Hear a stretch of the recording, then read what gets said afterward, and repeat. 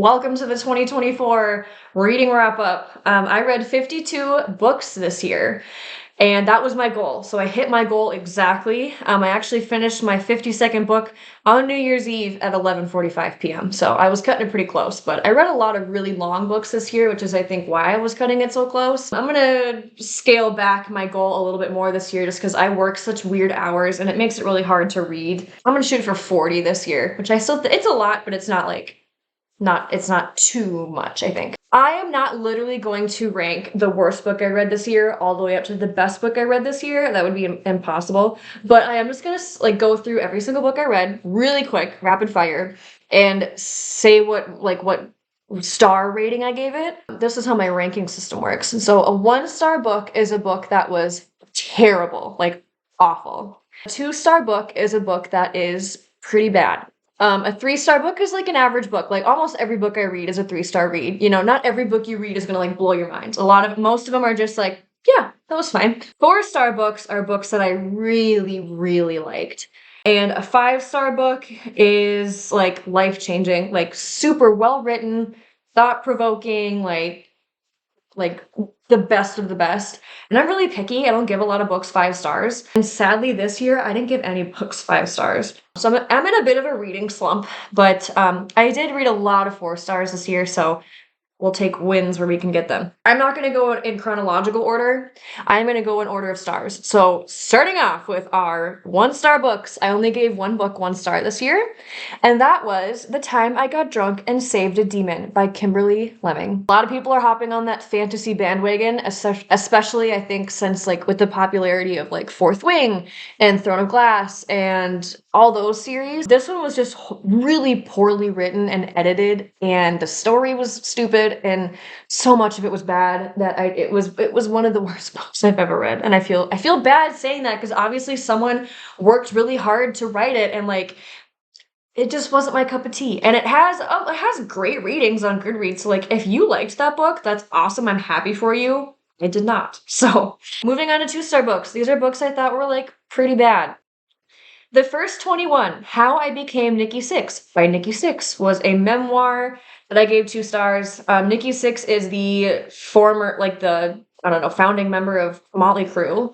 And this memoir, like, although it wasn't terribly written, he just seems like such an asshole that I didn't enjoy reading about him. He seems like he's always been that way. Like, he's a shitty grown-up man, and he was a shitty kid. So, like, that's all there is to it. This next 2-star book is controversial because most people I know loved it, and that is First Lie Wins by Ashley Elston. I thought it was boring, and I thought the plot was stupid. So, if you like that book, or if you still are curious and want to read it, absolutely read it. I just didn't like it, and that's just my opinion. If He Had Been With Me is the next 2-star book by Laura Nowlin. That was a young adult novel that I think if I had read when I was like 14 or 15 would have changed my life, but reading it as an adult, it was just really corny, you know? The Only Survivors by Megan Miranda. I usually love her books. This one was just not it for me. The Quarry Girls by Jess Lourey. I read this book because it takes place in my hometown of St. Cloud, Minnesota. And again, I thought it was boring. Sharks in the Time of Saviors by Kawai Strong Washburn. That's like a magical realism book about a really, really poor family living in Hawaii, like they're native to Hawaii. One of the kids in the family like has these like magical healing powers. And it could have been such a cool book. It just like wasn't. I don't know. By the end of reading it, I was mostly bored and disappointed because I had really high hopes for it. Then we got, oh god, Ugly Love by Colleen Hoover. Oh, another controversial 2-star book. And this is Daisy Jones and the Six by Taylor Jenkins Reid. It's about a band. That's kind of all it's about. I actually watched the show on Amazon and I loved the show. I didn't love the book. Then we have November 9 by Colleen Hoover. Another shit-tastic Colleen Hoover book. What do you expect? I read Butcher and Blackbird by Brynne Weaver. This is about 2 serial killers, basically, that, like, fall in love, and it's, like, really smutty, and I just thought the whole thing was gross and stupid, and, again, people love this book. It's, like, a trilogy or something. I read the first one, said, not for me, and I gave it away, so Then let's see, this is one of the first books I read in the year, and it was A Winter in New York by Josie Silver. I did a whole review on it because it was so annoying. Again, not a 1-star book. It's not the worst book I've ever read, but I really disliked it. Moving on to 3-star books. These are like average. They were fine. And this one is one I just finished recently, and it's called The Book of Witching by C.J. Cooke. If you're into witch trial stuff, give this one a read. It was really cool. And it's not about the Salem witch trials. It's about the witch trials that took place in the 1500s in Scotland. Really upsetting. I will say that. It's based on a true story, and it's really upsetting. But I liked it, so, you know, spooky. I read it around Halloween, for sure. Then I listened to the audiobook of The Villa by Rachel Hawkins. Could have been super good, and just like wasn't. Good Bad Girl by Alice Feeney. After this year, I have now read every single Alice Feeney book, and hers are all at least 3 or 4 stars. Like, I really enjoy her writing. This book was not one of my faves by her, but also not the worst. Then I read Silence for the Dead by Simone St. James, another author I really like. She combines like ghosts with murder. Almost every single one of her books has something to do with like a haunting and a murder, and they're like put together. This is the one that takes place in basically like a mental hospital for soldiers suffering from PTSD from World War II. So if that sounds interesting to you, give it a read. And then I've been very slowly making my way through the Throne of Glass series, and the 3rd one, Heir of Fire by Sarah J. Maas, was like my least favorite so far, and I gave that one 3 stars.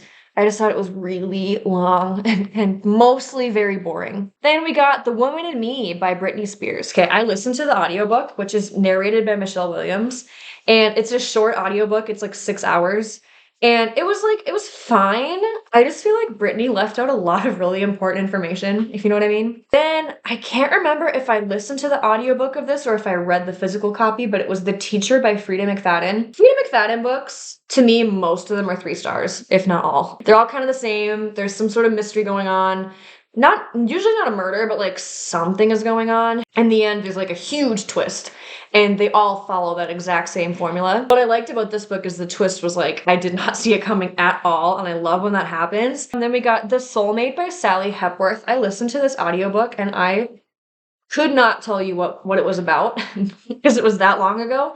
But I gave it 3 stars, so it must have been fine. Then we have Rock, Paper, Scissors by Alice Feeney, a cool mystery where this couple gets stranded in like an old church during a snowstorm. Then we had Reckless Girls, another book by Rachel Hawkins, another 3 stars. Fury by Alex, I think his name is pronounced Michaelides. He's the guy that wrote The Silent Patient, and then he wrote one called The Maidens. The Silent Patient is like a 5-star read. Like, it is so good, one of my favorite books ever. The Maidens was fine.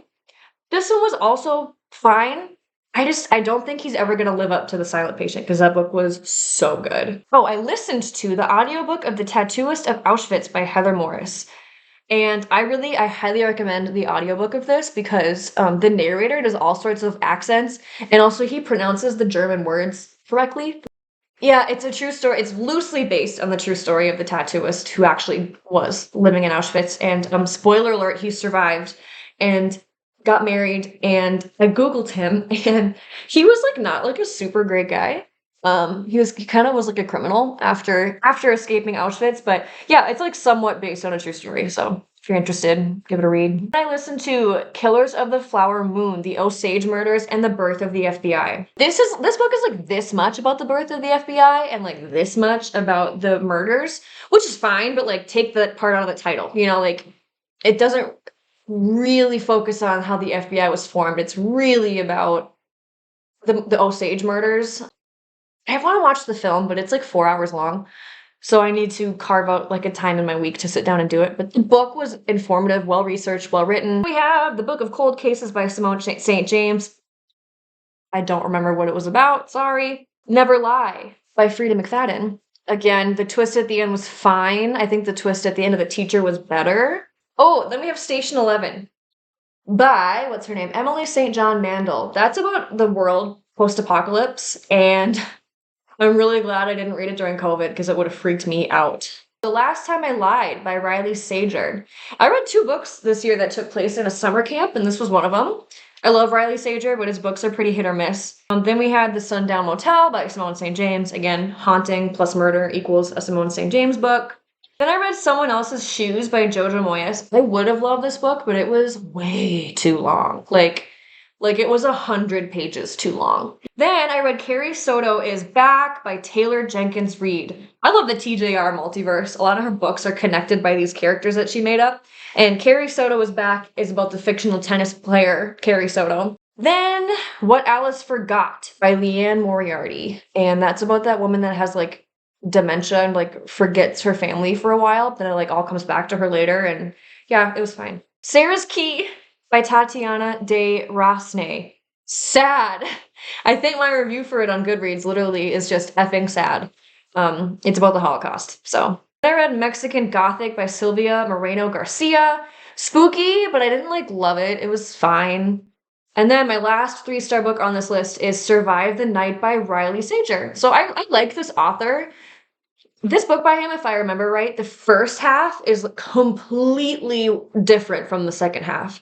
And I liked where the first half was going, and then we get to the second half, and I was like, oh. Okay. My 4-star books of the year, these are the ones that I really, really liked. And this one I just finished. It's called A Little Hope by Ethan Joella. It follows like tons of characters. It's a lot of characters, but not too many that you can't keep track of. And they're all going through something. And it was just like a lovely, kind of sad, but like kind of sweet book. I really liked it. And we had Beautiful Ugly by Alice Feeney. It's giving Wicker Man, if you've ever seen that movie. That's all I'll say about that. Ooh, Empire of Storms by Sarah J. Maas, another Throne of Glass book.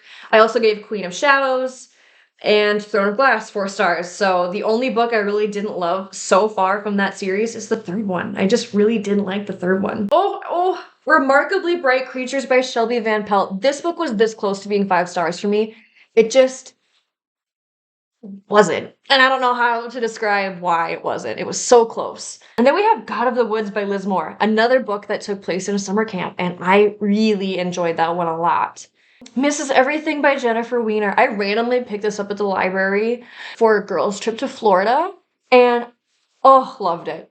Loved it. I love Jennifer Weiner. Then we have Ask Again Yes by Mary Beth Keane. I did a whole review on that book. It was so good. Fourth Wing by Rebecca Yarros. I finally got around to reading it this year, and it was good. Maybe in Another Life by Taylor Jenkins Reid. The book is basically like what happens if she had made this decision versus what would have happened if she made this decision. And spoiler alert, she's happy in both universes, which I really liked. Okay, we're winding down. Then we got Under the Whispering Door by TJ Klune. Love TJ Klune so much. Love, one of my favorite authors, probably. This book is about that house that's like kind of like purgatory, and it was just really so sweet. Okay, last 2 books that I gave 4 stars. In the Dream House by Carmen Maria Machado was a memoir. I read it in one day. It's really short, but it's really gripping. It's about this woman who is in an abusive relationship for years, and I don't know, the book was just like really good, but also like sad, obviously. The last book I have on my list, The Love Hypothesis by Allie Hazelwood. Man, that was a great book, and I really enjoyed it. So those are all 52 books I read this year and how I ranked them. Hopefully this year we get a 5-star book in there somewhere. But yeah, my goal was 40 this year. I'm scaling it back because having a goal that big is stressful. Like toward the end of this year, I was like, I have to read. Sorry, I gotta go. I have to read. I have to hit my goal. I'm not gonna do that to myself this year. But obviously 40 is still a lot, but not unmanageable. I think I'll be fine. I have to finish the rest of the Throne of Glass series. I have 2 books left, and they're both like this big. So I'm going to try to not rush myself to get through them like I did last time. Thank you so much for watching. If you made it to the end, appreciate you. And happy 2025.